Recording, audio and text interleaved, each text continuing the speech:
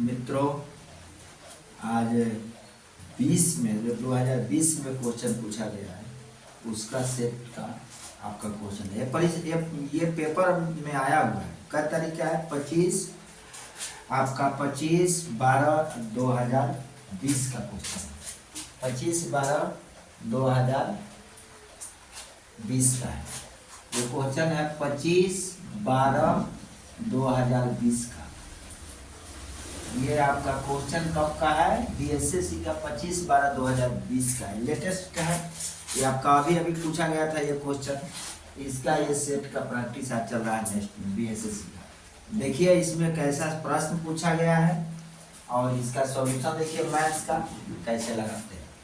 कह रहा है 5,000 रुपया का 12% प्रति वर्ष की दर से एक वर्ष का चक्रवृद्धि ब्याज में अंतर, जबकि ब्याज अर्धवार्षिक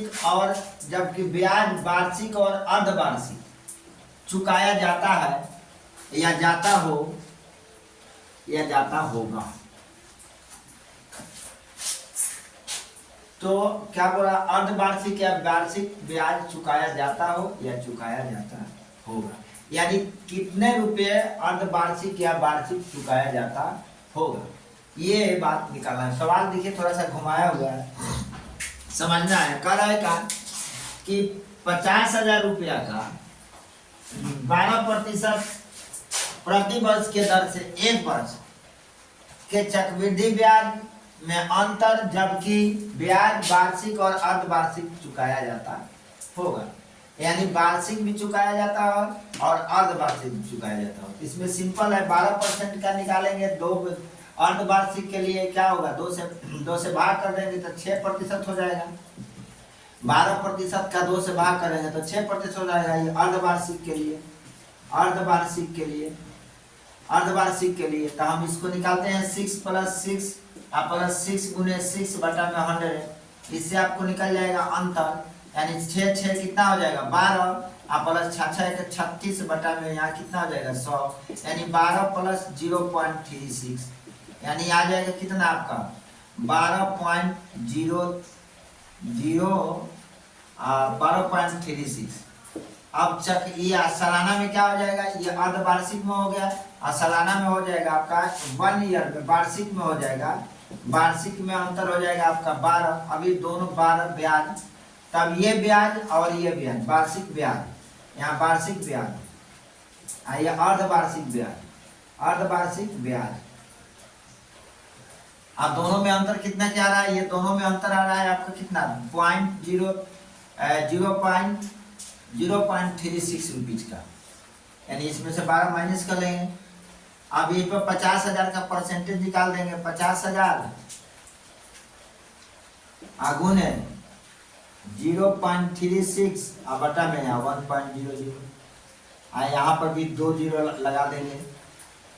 अब ये पॉइंट की वैल्यू हटा देंगे, 1 2 3 4।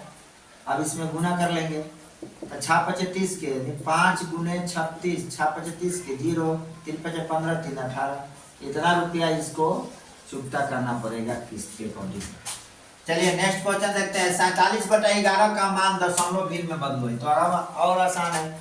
47/11 का मान दशमलव भिन्न में बदलो। तो इसको क्या करना है? 47 को 11 से भाग लगाना है। 11 चौक 44, 3.0, 11 दूना 22, 8 0, 11 7 77, यानी 4.27 ये आपका आंसर हो जाएगा। करा एक पुस्तक विक्रेता अंकित मूल्य पर 10% के छूट से पुस्तक को बेचने पर 25% का लाभ कमाता है। तो क्रय मूल्य और अंकित मूल्य में अनुपात क्या है? तो मान लीजिए यहाँ पर क्या है कि मार्केट प्राइस एमआरपी, क्रय विक्रय, ये हो जाएगा अंकित मूल्य 100 रुपया है। तो इसका 10% छूट यानी 90 रुपया में बेच देता है, एसपी हो जाएगा। 90 रुपया में बेच देता है। 90 रुपये में बेचने पर भी 25% के लाभ होता है। तब 25% के लाभ के मतलब कि सीपी निकाल लो। ये सीपी हो जाएगा आपका 90 या गुने 100 बटा में 125, 25 चौका 100, 25 25 100, इससे काट दीजिए। 18 पंचे 90, 18 चौक 72, कितना हो जाएगा 18 चौक 72, ठीक है। ये 72 रुपये सीपी हो गया। अब ये सीपी हो गया इतना, आइए हो गया मार्केट प्राइस 100 रुपया। इसका अनुपात बोल रहा है कि क्रय मूल्य और अंकित मूल्य, तो क्रय मूल्य कितना हो जाएगा 75, 72 अनुपात 100, काट लो। 50 दूना 100, 36 दूना 72, 25 दूना 50, 18 दूना 36, यानी आपका आ जाएगा कितना 18 अनुपात 25 है। यही आपका आंसर हो जाएगा। ओके, नेक्स्ट क्वेश्चन को देखते हैं मेरे दोस्त, आगे देखते हैं। नेक्स्ट क्वेश्चन है, दो संख्याओं का योग 25 है तथा उसका अंतर 13 है, तो उसका गुणनफल निकालिए। आसान है, दो संख्याओं का योग कितना है 25 है और उसका अंतर 13 है, तब गुणनफल निकालना है। तो दो संख्या के तय जो छोटी संख्या निकालनी है जोड़ के, बड़ी संख्या निकालनी है तो घटा के दूसरे बार। तो छोटी संख्या बड़ी संख्या के लिए क्या करेंगे, इसको 25 प्लस 13 जोड़ देंगे तो 8 और 3, बड़ी से ऐसे छोड़िए। दो संख्याओं का ऐसे ही निकाल लो। x प्लस वाई बराबर 25 और x माइनस वाई बराबर 13, अंतर इसको काट दो। 2x बराबर 8 और 3 38, 19 दूना 38। अब इसमें निकालो y के वैल्यू, तो x plus y equal to 25, 19 plus y equal to 25, तो y बराबर 25 माइनस 19, तो y बराबर आपका आ जाएगा 15 में से 9 गया 9 6 15 6। अब इसको क्या करो, गुना करा लो दोनों संख्या यानी एक्स वाई, यानी 19 गुने 6, 9 6 54 के 4 हाथ में 5 और 6 5 11, 114 आंसर हो जाएगा। एक और तरीका है, एक और तरीका इसको बनाने के लिए मेरे दोस्त है, इससे आसान है। ये दोनों संख्या के एक बार जोड़ दो, एक बार इस दोनों संख्या को जोड़ दो और 2 से भाग कर दो, यानी कि 25 और 13 को जोड़ दो, 5 है 3 8 है 2 है, 2 से भाग कर दो तो 19 आ गया। एक बार घटा दो, 25 माइनस 13, तो इसको घटाओगे तो कितना आ जाएगा 13 ना घटाना है 13, तो कितना आ जाएगा आपका 2 और 1, छोटी संख्या लेकिन नहीं हो पाएगा क्योंकि इसमें 19 आ रहा है। इसको घटा 2 से भाग कर दो तो ये 6 आ गया। अब 19 और गुने 6, 19 6 14 से 114 आ गया। ये देखिए नियम, कुछ नहीं करना है, एक बार दोनों संख्या को जोड़ दो, एक बार दोनों संख्या घटा दो, जो 2 से भाग कर दो, जो बचेगा उससे आपस में गुणा कर लेंगे, आपस में गुणा कर लेंगे। आसान तरीका है।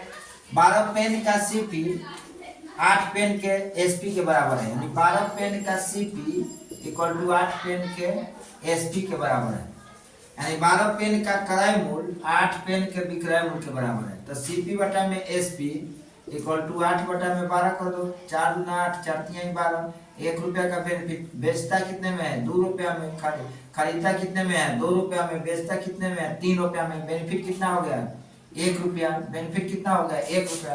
तो 1 बटा 2 लाभ परसेंट आगुन है 100।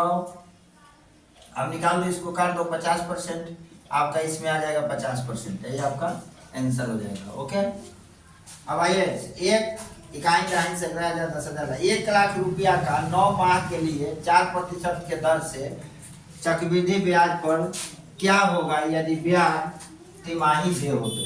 चक्रवृद्धि ब्याज क्या होगा यदि ब्याज तिमाही दे तो। 9 माह तिमाही है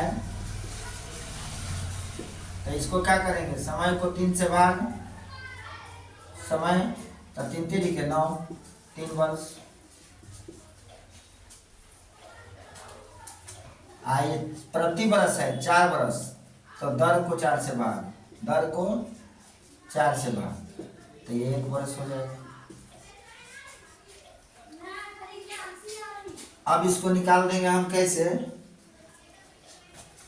अब निकाल देंगे चक्रवृद्धि ब्याज इक्वल टू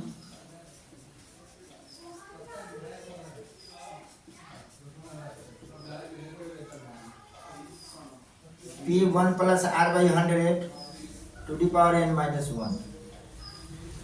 अब P कितना है 1 लाख रुपया, 10,000 लाख, और 1 plus R 1 by 100 3 bar minus के 1, यानी 1 के मतलब हो जाएगा मूलधन, यानी यहाँ P, यानी यहाँ P, तो P के मतलब कितना है 1 पर 1 लाख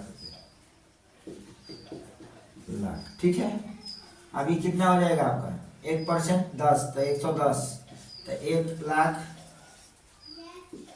100 गुने 100 1/100 गुने 100 1/100 गुने 100 1/100 माइनस के 20, 1 लाख निकालने से रह जाता 10 लाख।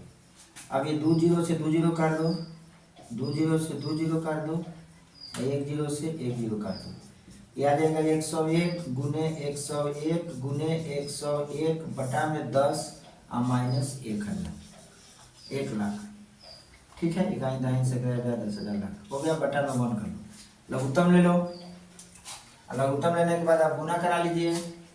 गुना कितना कराइएगा 101 को 101 से, 101 को 101 से तो आ जाएगा 101000101 12001। फिर एक बार गुना करा लीजिए, कितना से 10201 में 101 से, तो 10201 00000 1 2 3 4 5 1 2 3 4 5 1 से कीजिए, तो 10201 आपका आ जाएगा 1030301, यानी कितना आ गया, इसी में भाग लगा देना, तो 1030301 divided by 10 equal to minus 10000 10,000 lakh, 10,000 lakh, ठीक है। इससे भाग करोगे तो ये आ जाएगा कितना मेरा भाई, यहाँ 1030301 और घटा दो इसमें कितना 1000000.0 10,000 लाख आ जाएगा आपका 3030.1 और यही आपका चक्रवृद्धि ब्याज आंसर हो जाएगा, ये आपका CI जाएगा, ठीक है। ये दोनों को घटा दिया, आसान है। इसको 1-2 बार लगाएंगे तो आपको समझ में आ जाएगा और बढ़िया से। 1-2 बार वीडियो को देखिए, फिर आप पेन डाउन कीजिए, पेन डाउन कीजिएगा तब तक आपको, तभी आपको आएगा, ऐसे आने की संभावना तो कम ही समझिए, ठीक है। Okay, thanks.